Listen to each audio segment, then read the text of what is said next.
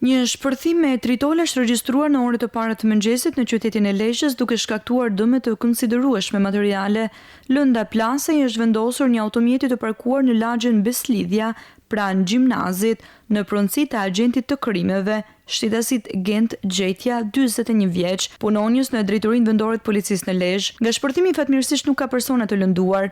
Ngjarja ka shkaktuar shqetësim dhe frikë tek banorët e zonës, ndërsa menjëherë në vendngjarje kanë mbërritur forca të shumta policie dhe ekipe të specializuara për sigurimin e vendit të ngjarjes dhe hetimin fillestar. Policia po kryen kontrolle dhe patrullime intensive në zonë për kapjen e autorëve.